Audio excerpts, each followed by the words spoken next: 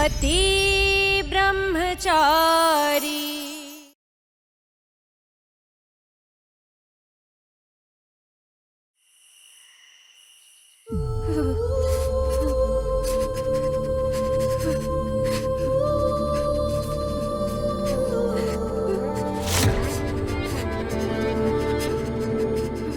शशि को तो आराम ही नहीं मिल रहा है। पता है अच्छी खासी ठंड लग गई है। क्या करूं कुछ समझ।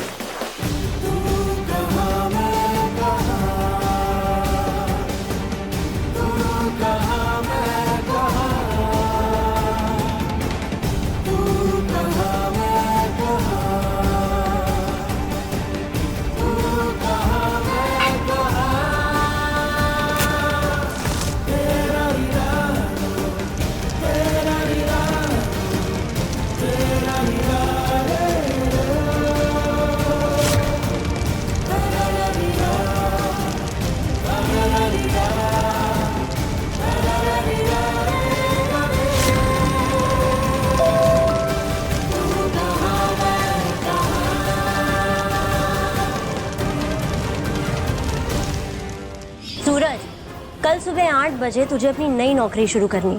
टाइम पर पहुंच जाना। 8 बजे आ सूरज।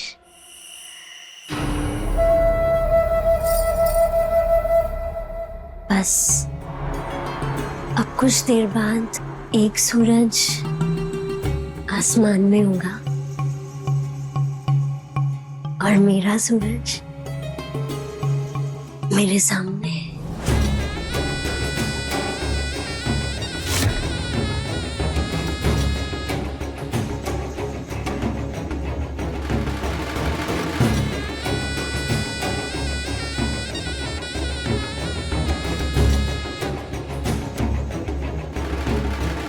आज मुझे ऐसे तैयार होना है कि मेरे सूरज की नजर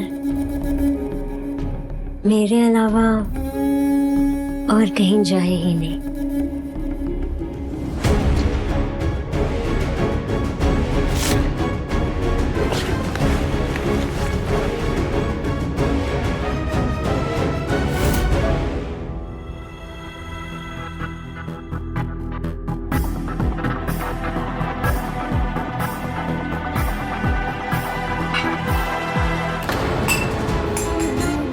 शशि, शशि क्या?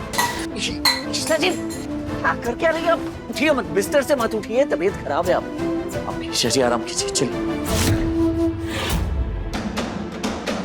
शशि वो मैं कोई सफाई मत दो, समझे? शशि क्या क्या कर रही है? शशि रखिए ये क्या? शशि जल्दी हुई, आग लेकर कहाँ जा रही है? साथ चलो, सब समझ आ जाएगा। पर कहाँ? जवाब चाहिए तो सवाल मत पूछो। शशि, शशि, शशि।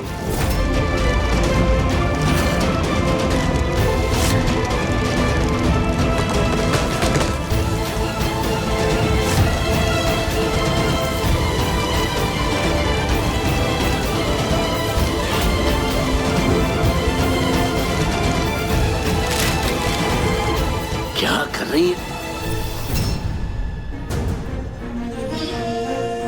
लीजिए ईशा जी, वचन दे दिया कि मैं बिंदिया का बॉडीगार्ड कभी नहीं बनूंगा।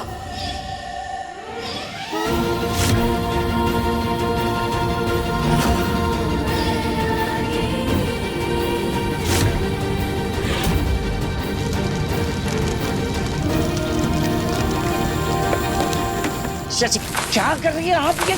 अरे ये तो बंद कीजिए। शशि क्या कर रही हैं आप ये?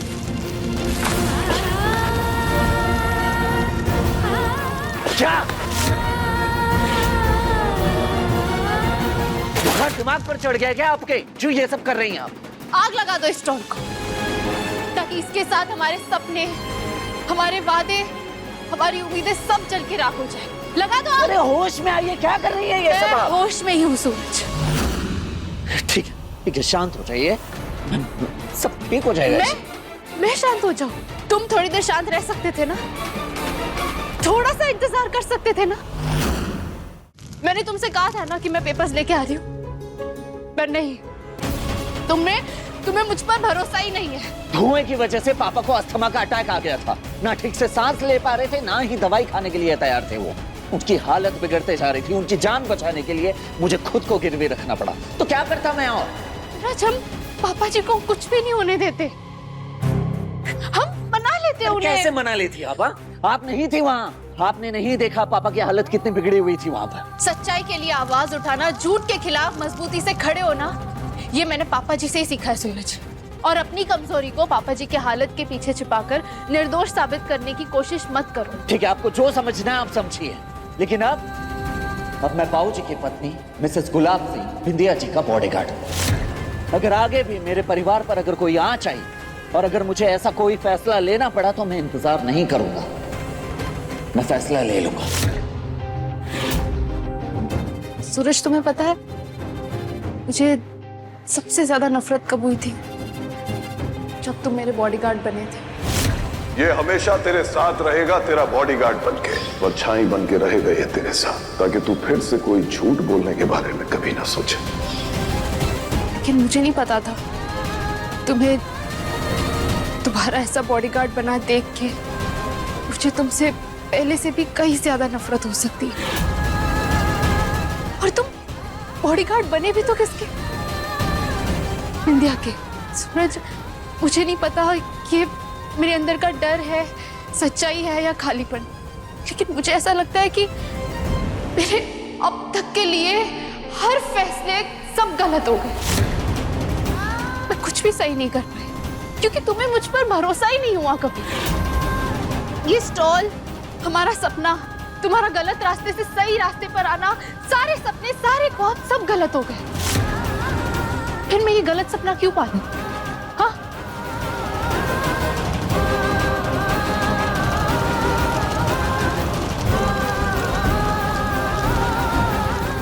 लो, जला दो इस सपने को हमेशा के लिए।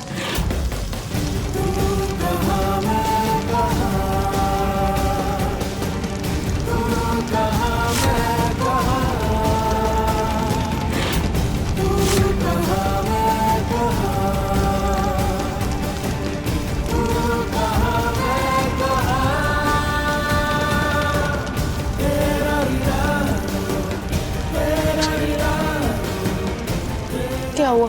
नहीं हो रही है ना हिम्मत? ठीक है, ये सपना मैंने देखा था, इसे मैं जला दूंगी।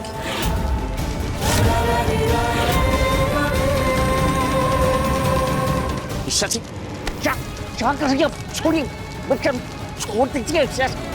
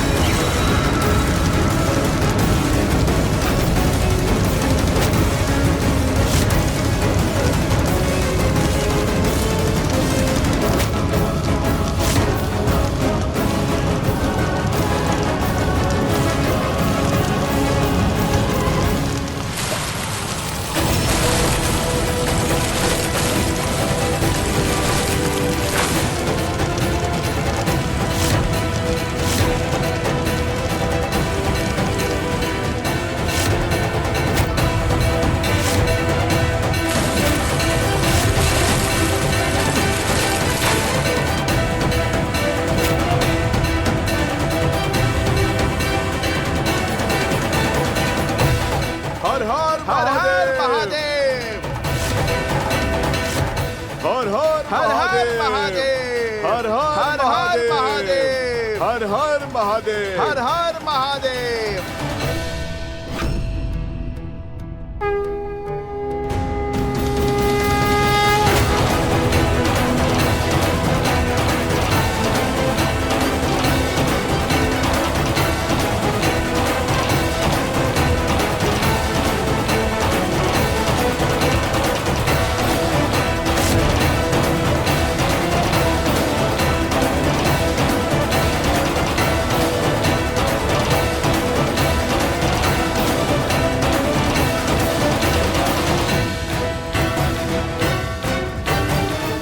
हर हर महादेव, हर हर हर महादेव। सूरज, कुछ सपनों में इतनी ताकत होती है ना कि उसे कोई नहीं मिटा सकता। ये सपना उनमें से है जो सच होगा।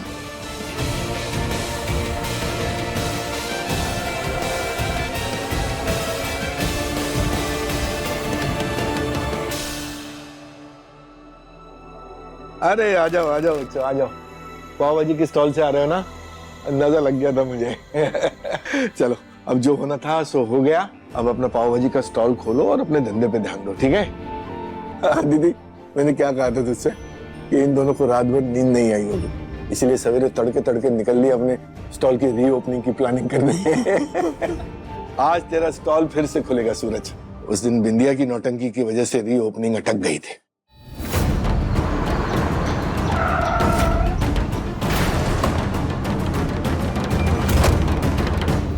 पर अब तेरा स्टॉल खोलने से कोई नहीं रोक सकता।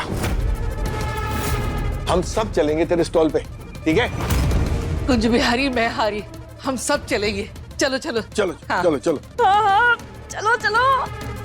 वहाँ ने इतनी सुबह सुबह ठंड में हम सबको उठा दिया है। पूरन भैया तो नहा धोकर फूलों की माला लेने चले गए स्टॉल के लिए। चलो। थोड़ी की कुंभकर्ण की औलाद बैठे बैठे सो रही है। मोनिका, चलिए मम्मी जी, चलिए मैं तैयार। चल बेटा सूरज। पापा मैं स्टॉल नहीं खोल पाऊंगा। क्या मतलब स्टॉल नहीं खोल पाऊंगा?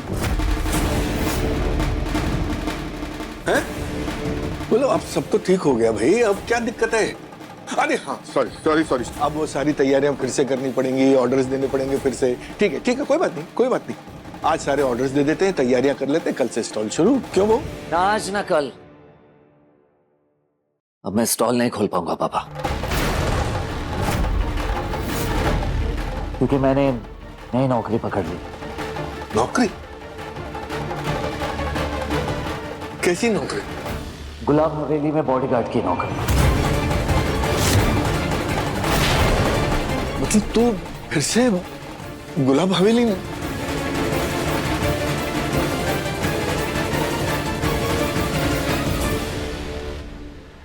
क्यों? ईशा जी, आपसे बस एक विनती है, पापा या घर में किसी को भी इस बात की भनक नहीं लगने देना कि मैंने ये बॉडीगार्ड की नौकरी पापा का अनशन तोड़वाने के लिए स्वीकार की है, वरना घर वालों के साथ साथ पापा को भी बहुत ठेस पहुंचेगी। हाँ सूरज, ठेस तो पहुंचेगी, क्योंकि सबका सपना, सारी उम्मीदें, सबको तुमने किनारे रख के जल्दबाजी में जो फैसला ले लिया है, इस स्टॉल को दोबारा चलाने के लिए पूरे परिवार ने एड़ी चोटी का जोर लगाया और अब ये स्टॉल नहीं खुलेगी।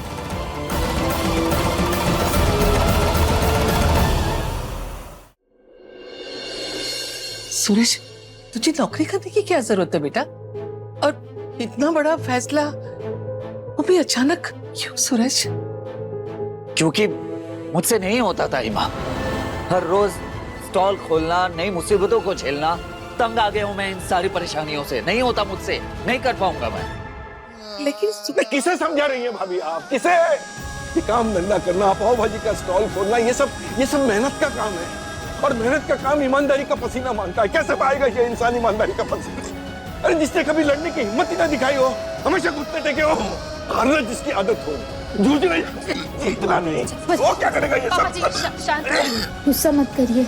नहीं, गुस्से की बात ही नहीं है बेटा। गुस्से से ज्यादा मुझे पछतावा हो, और पछतावा इस बात का कि मैंने दोबारा इस लड़के पर विश्वास किया, और इस लड़के ने दोबारा हमारी उम्मीदों को तोड़ा। न सिर्फ तोड़ा, बल्कि तेरी सारी तपस्या को मिट्टी कर दिया। इसके बारे में जो मैं सोचता था ना, वो बिल्कुल सही था कि इंसान की एक बार को आदतें बदल सकती हैं, लेकिन उसकी फितरत नहीं बदल सकती। कभी नहीं सुधरेगा ये, कभी नहीं। हाँ, नहीं सुधरूंगा मैं, नहीं सुधरूंगा। मैं ऐसा ही हूं और हमेशा हमेशा ऐसे ही रहूंगा। दूर हो जा, मैं कहता हूं दूर हो जा मेरी नजरों के सामने से। और खबरदार जो कभी मेरे सामने आया या मुझे पापा कह के पुकारा, दूर हो जा।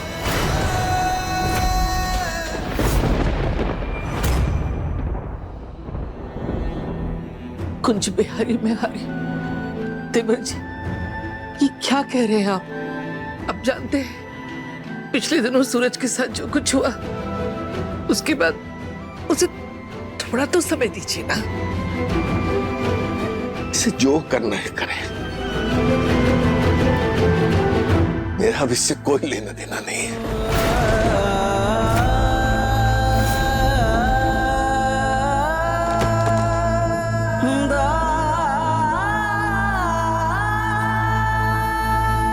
पापा जी,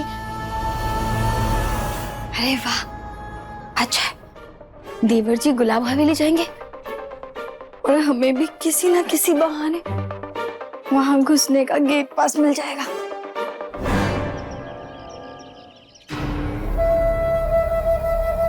हम दोनों बचपन के साथी हैं सूरज। हर दुख में हर सुख में हम एक दूसरे के साथ हैं और आगे भी हमारे बीच में और कोई नहीं आएगा। सूरज, अब तो बस जल्दी से आ जा।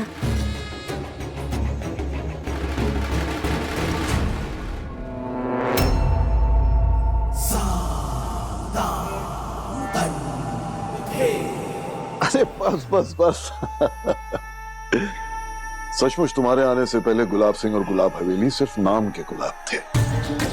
तुमसे मेरी जिंदगी और मेरा घर दोनों में बाहर आ गई। अरे नहीं नहीं, ये तो बस आपका बड़प्पन है जो आप मेरी इतनी तारीफें कर रहे हैं। आज का दिन बड़ा खुशनुमा है विद्या। आज मेरा गुलाम सरजू वापस आ रहा है। यही चाहते थे ना कि सूरज गुलाब हवेली के टुकड़ों पे पले और आपके एहसान के तले दबा रहे। हाँ, सरजू मेरा वो प्यादा है जो कभी आजाद नहीं हो सकता। उसे वापस लाने के लिए तुम्हारा मोहल्ले को खाली कराने का आइडिया भी कमाल का निकला विद्या। उसके बाप को मोहरा बना के तुमने मौके पे चौका मारा और सरजू को घुटनों के बल ला के झुका दिया मेरे सामने। विद्या, इस खेल में सरजू मेरा बिछाया हुआ एक मोहरा है जिसकी किस्मत में मैंने गुलामी लिखी है। सरजू मेरा गुलाम है और मैं हूं उसका भाग्य विधाता।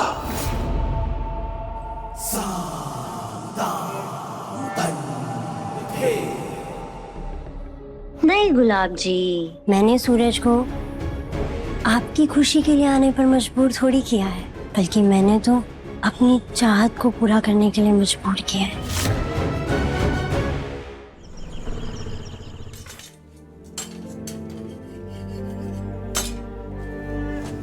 लगता है कोई आज बड़े ही खराब मूड में है। तुम्हें सूरज का वापस गुलाब हवेली में काम पे जाना अच्छा नहीं लग रहा है ना? जब उसने अपनी मनमानी करने की ठान ही ली है तो जो मर्जी चाहे वो करे, मुझे फर्क नहीं पड़ता है। तुम्हें अगर फर्क नहीं पड़ रहा है तो इतना गुस्सा क्यों कर रही हो? दीदी, मैं गुस्सा नहीं हूँ। सही कहा, तुम तो एकदम नॉर्मल हो। तुम कहाँ गुस्सा कर रही हो? इसीलिए तो बिना आटे के रोटी बनाए जा रही हो।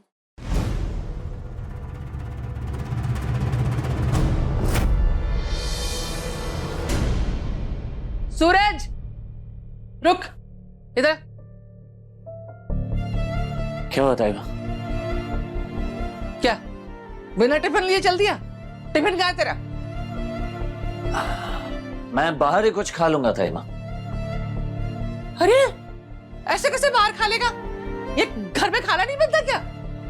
महारानी, इसका टिफिन बना कि नहीं बना? नहीं, नहीं बना।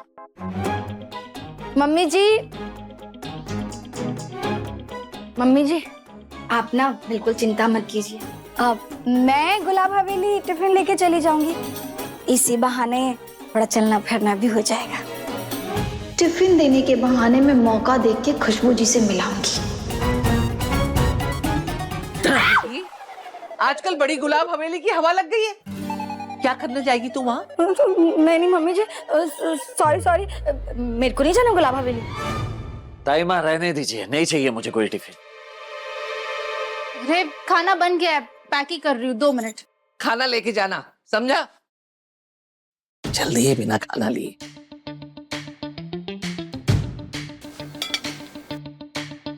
सच में ईशा जी मेरे लिए टिफिन पैक कर रहे हैं। अभी थोड़ी देर पहले तो भड़क रही थी मुझ पर, काटने को दौड़ रही थी, और अब टिफिन। लगता है सच कहते हैं लोग, औरतों को समझना बड़ा मुश्किल है।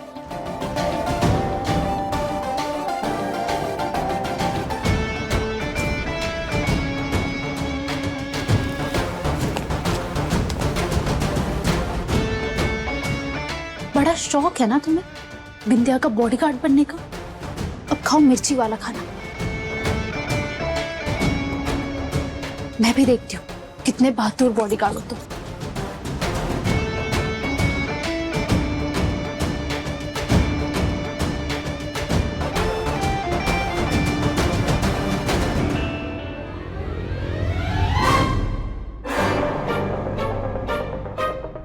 टिफिन दे रही हैं वो भी इतना मुस्कुराकर।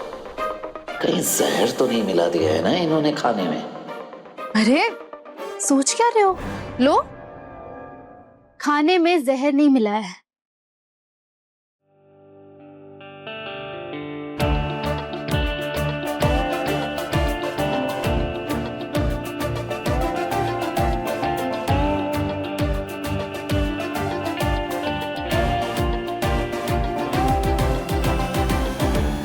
खाओ बच्चों खाओ, आज तो तुम मिर्ची वाला खाना ही खाओगे। पेपर साइन किया ना तुमने, उसकी यही सजा है।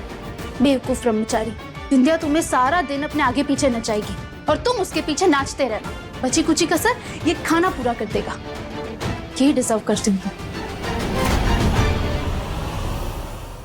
ये लो, तुझे तोहफे में नहीं दे रही हूँ, पकड़ने के लिए दे रही हूँ। पकड़।